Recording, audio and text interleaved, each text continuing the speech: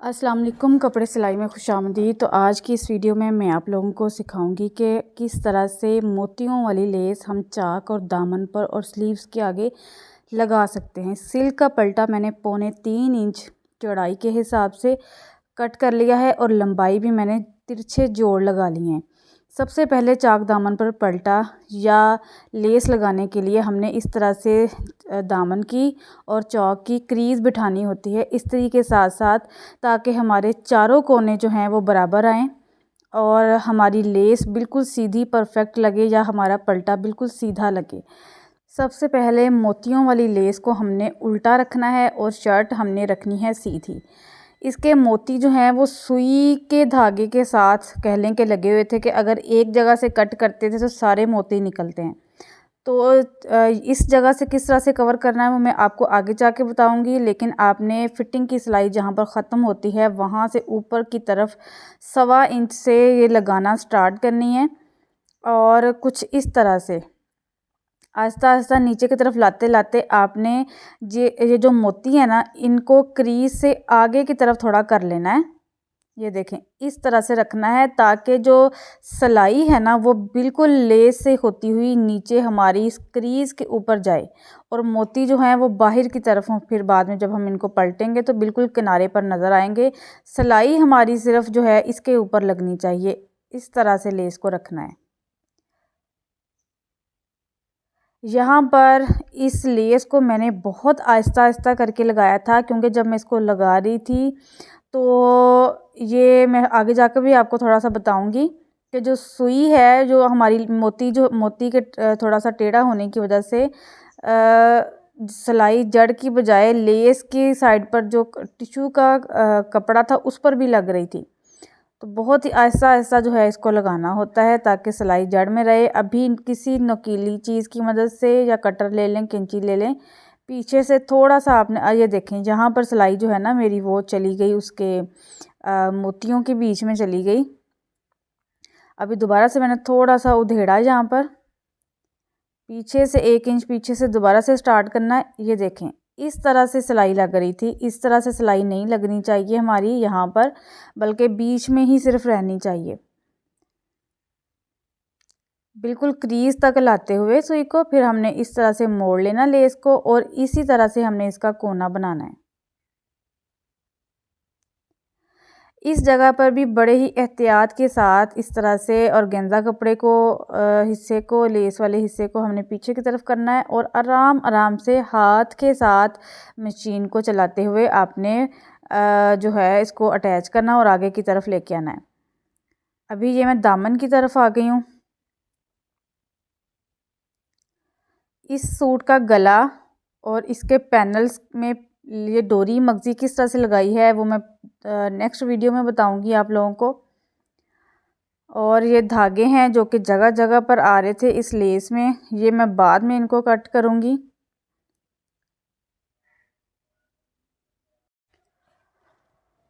Video को थोड़ा सा मैंने फास्ट कर दिया।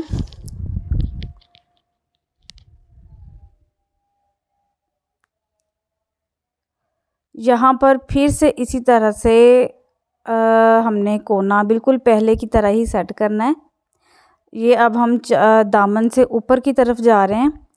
एक साइड पर मैंने लेस लगा रही थी इसके और दूसरी साइड पर मैं आप लोगों को लगाना सिखा रही हूँ। 2 शर्ट्स पर मैंने इस तरह से लगाया स्लीव्स के आगे और चाक दामन पर सेम शर्ट्स और सेम लेस। यहाँ पर देखें, इस तरह से ये लेस देखें, जो हमारा चाक की सिलाई है फिटिंग की, उससे 3-3 पॉइंट के फासले पर ऊपर की तरफ रखते हुए हमने इसको स्टिच करना है और इस जगह पर 1.25 इंच ऊपर लेके जाते हुए बाकी का हिस्सा कट कर देना है। अब यहाँ पर ना मोती निकल ही जा रहे थे। एंड पर बताऊंगी कि इन मोतियों को किस तरह से कवर करना है, इसी वजह से मैंने 1.25 इंच ऊपर तक छोड़ते हुए इस लेस को लगाया है।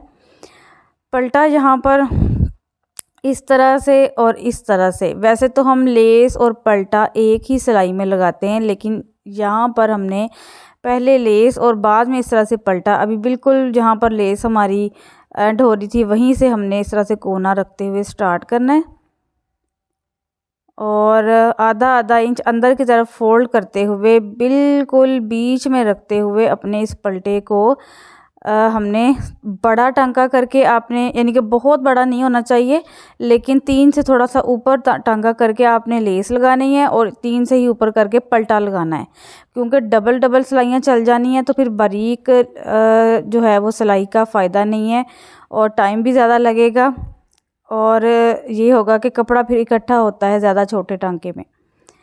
अभी इस जगह पर गौर से देखना है, मैं बड़े ही आराम के साथ यहाँ पर लगा रही हूँ। इसको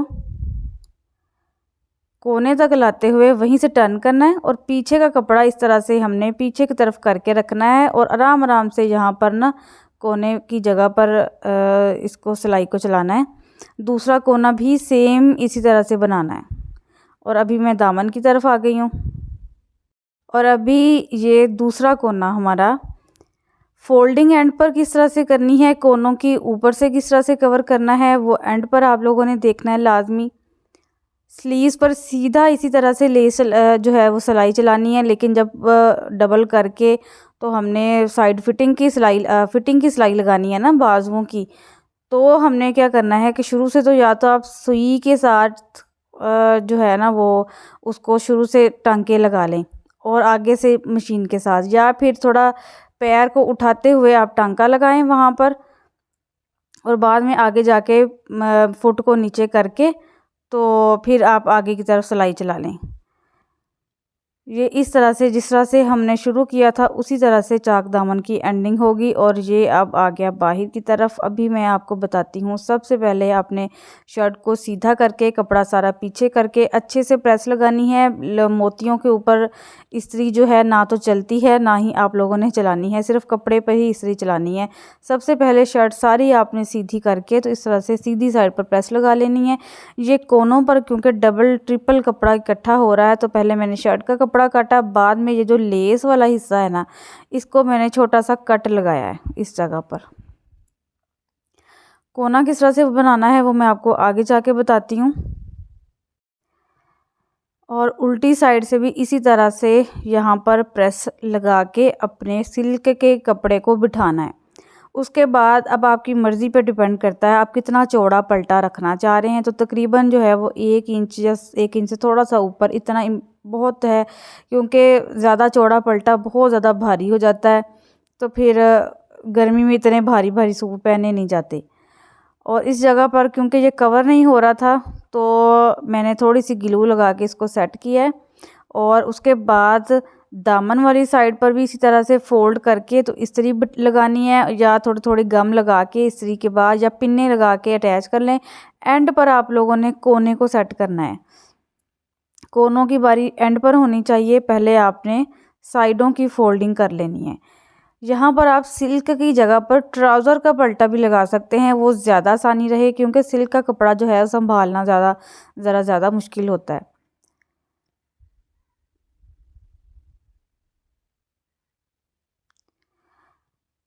और ये अभी मैं दूसरी साइड का कोना आपको बनाना सिखा रही हूँ अच्छे से।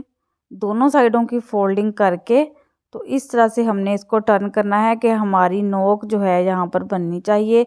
इस जगह पर मैं फैब्रिक ग्लू नहीं लगा रही, क्योंकि वो फिर हार्ड हो जाता है, कपड़ा सख्त हो जाता है और जो गम है वो लगाने से ये बार बार उतरता रहता है। तो बेहतर हल है कि मैंने यहाँ पर पिन लगा ली, तो सिलाई तरपाई करने के बाद मैं इनको उतार लूँगी। और यहाँ पर ये देखें इस तरह से हमने फ़ोल्ड करना है इसको। दर्जी हजरात क्या करते हैं कि वो चाक दामन की फ़ोल्डिंग करके पलटा लगाने के बाद इस्त्री के साथ तो फासले पर जो कॉमन पिन्ने हैं वो लगा लेते हैं, तो साथ साथ उतारते जाते हैं, साथ साथ तरपाई करते जाते हैं। तो इस जगह पर क्या करना है, ये मोती फिटिंग की सिलाई तक हमने निकाल लेना है, क्योंकि ये बहुत मोटे हो जाएंगे अगर हम इनको ऐसे ही पक्का करेंगे। मैंने फिटिंग की सिलाई तक जहाँ तक ये नहीं नज़र आएंगे ये निकाल देने। धागा नहीं काटना हमने, सिर्फ मोती निकालने हैं इनके, क्योंकि मोती ही मोटे हैं, धागा ऐसे ही रहेगा। बाद में धागे को हमने तरपाई वाले धागे के साथ कवर करके वहाँ पर अच्छे से इनको पक्का करना है। और ये बाजू हैं, इसके बाजू का मैंने बता दिया है कि फ़िटिंग की सिलाई शुरू से आपने मशीन का पैर उठा के लगानी है इस तरह से, और सुई के साथ भी आपने इसको एंड पर अच्छे से पक्का करना है ताकि मोती जो हैं वो धोने के बाद भी ना निकलें। और ये इसका गला है। मिलते हैं नेक्स्ट वीडियो में, तब तक के लिए अल्लाह हाफिज़।